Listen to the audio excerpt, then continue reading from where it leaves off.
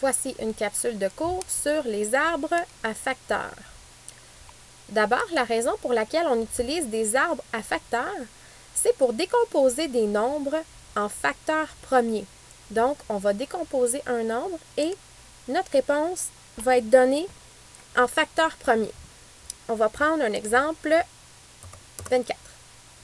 Si je voulais décomposer le nombre 24 en produit de facteurs premiers, je dois, première étape, trouver deux nombres qui, ensemble, multipliés, donnent 24.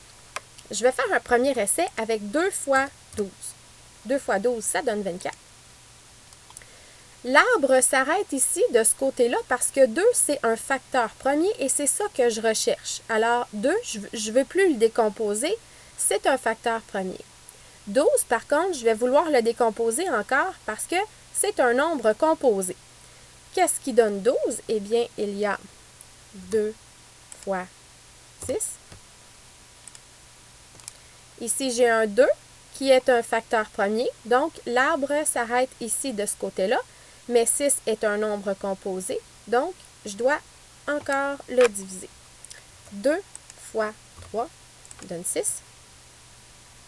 Alors, l'arbre est terminé. Ce que ça veut dire, c'est que 24, vous allez pardonner mon écriture, j'écris avec une souris, c'est 2 fois 2 fois 2 fois 3. Je vais l'écrire ici. 2 fois 2 fois 2 fois 3.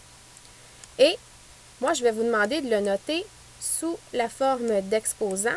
Je vous demanderai donc de m'écrire que 24 est égal à 2 fois 2 fois 2.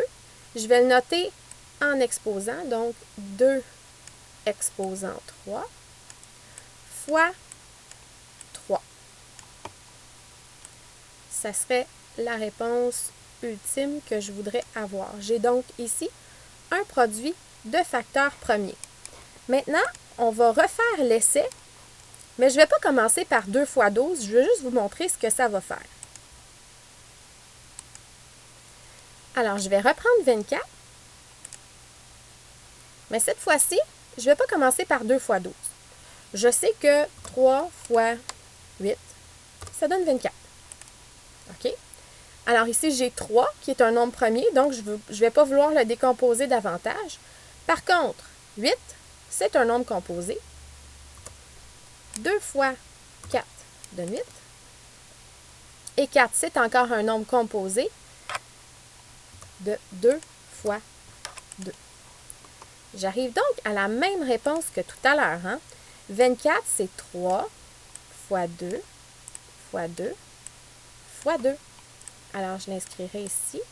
24 est égal à 3 fois 2 exposant 3.